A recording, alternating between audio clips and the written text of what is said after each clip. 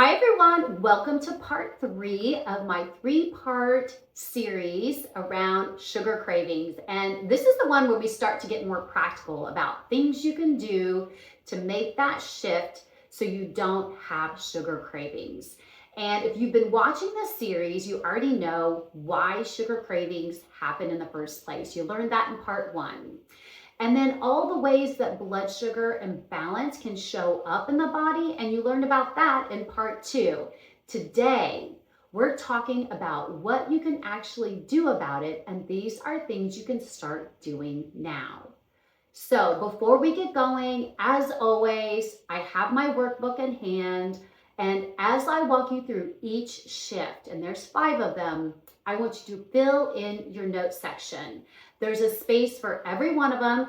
Plus at the end, there's a 3-day starter tracker, and this is to help you notice what's already working. The best thing you can do is track what you're doing. So really quickly, there are 5 shifts that I share with my clients, and I share with this early on with them because they're simple, they're sustainable, and they make a real difference. And you don't need to be perfect with these. You just need to start somewhere. All right, the very first one is eat protein at breakfast. Now, I know this may not be the most exciting tip, but this one truly moves the needle fast. When your first meal of the day is mostly carbs, so think toast, muffins, even fruit, your blood sugar spikes early. And you basically set yourself up for that roller coaster that we talked about for the rest of the day. But when you load with protein like eggs, Greek yogurt, cottage cheese, even a protein smoothie, your blood sugar rises more gently and you stay fuller longer. Your cravings are quieter and your energy holds steady throughout the day. You ideally want to aim for 20 to 30 grams of protein at breakfast. This one shift alone can change how your whole day feels. So let's go right here to our workbook, and then that very first shift in the notes section where I want you to write down what your current breakfast looks like. And then I want you to put one simple change that you could start making this week. Now let's move on to shift number 2, and that is to stop eating carbs by themselves. When you eat something carby like crackers, fruit, bread, rice, when you eat these things on their own, it hits your bloodstream really quickly because it's a carbohydrate. Those hit your bloodstream fast. But when you pair it with a protein, fat, or fiber, that absorption slows way down. Your blood sugar rises more gradually and you get a much smoother, more even energy response. So instead of an apple on its own, try an apple with almond butter. Instead of crackers, try having crackers with cheese or hummus. And instead of something like plain rice, make sure there's some protein like chicken or beans on that plate with it. This is a tiny shift that has a surprisingly big payoff. Let's go to shift number 2 in your notes section, that shift in particular. So name one carb you regularly eat alone and what you could pair it with instead that could make it as simple as a handful of nuts. Write that down and put that in your workbook. Now, shift number 3 is I want you to take a short walk after you eat. Now, I'm not talking about a whole complete workout, just a simple walk. I'm talking about 10 to 15 minutes of just gentle movement even after a meal, usually your biggest meal. A walk around the block, a little tidying up around the house, even just standing and moving instead of sitting right after you eat is beneficial. Movement helps your muscles utilize the glucose directly, which means less of a glucose sugar spike and a much gentler landing. This is one of the most powerful things you can do for your blood sugar, and it's completely free. Try it after dinner tonight and notice how you feel. So when you go to the notes section under shift number 3, write down which meal is the easiest one for you to walk after. And what does that walk look like for you specifically? Is it walking outside? Maybe it's walking around the house. Maybe it's taking the stairs. Write that down. Shift number 4, add more fiber. Fiber is one of the most underrated tools for blood sugar regulation, and most women aren't getting nearly enough of it. Here's why it matters so much. Fiber slows down how quickly glucose enters your bloodstream. So when you eat a meal that includes good fiber, your blood sugar rises more gradually instead of spiking sharply.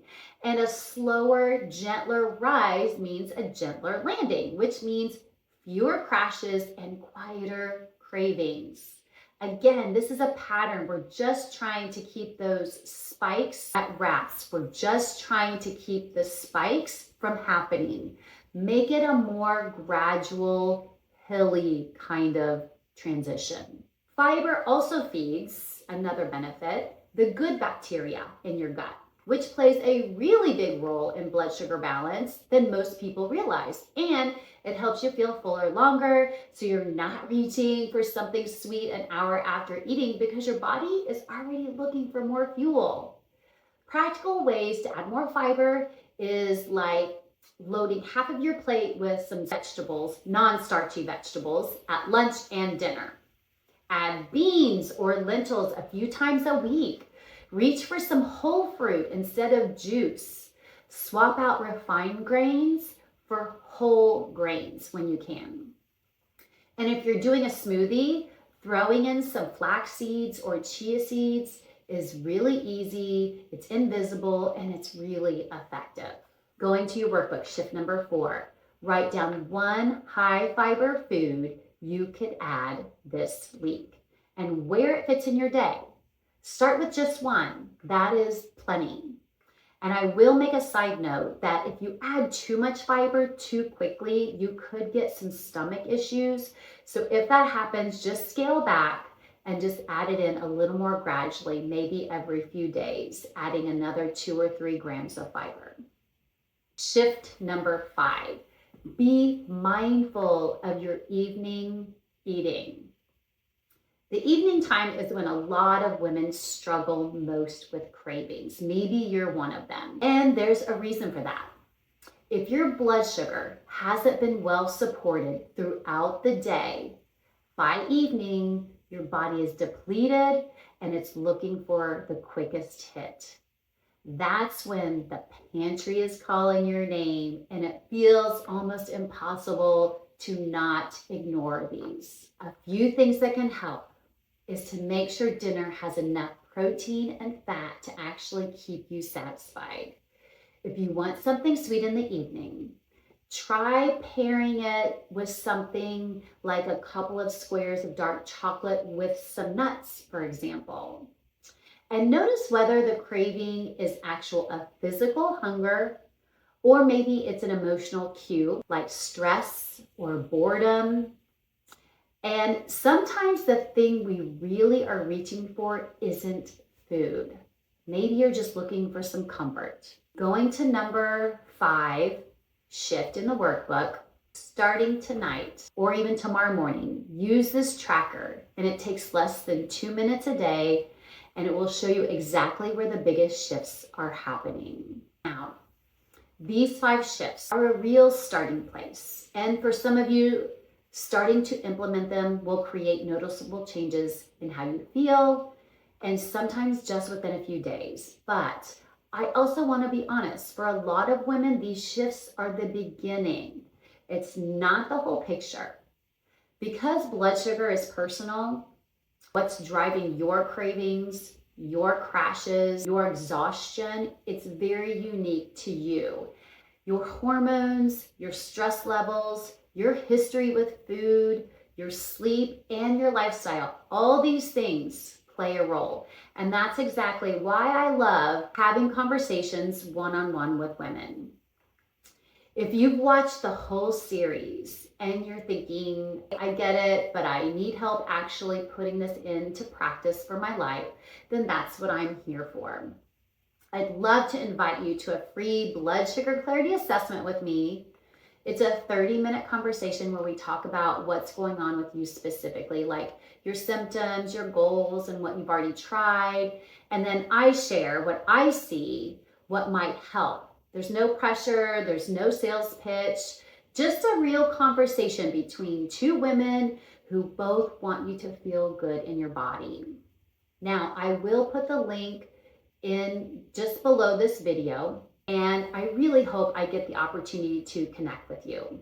I want to say thank you so much for spending this time with me across all 3 videos. It really means the world to me to know you're here and you're taking your health seriously.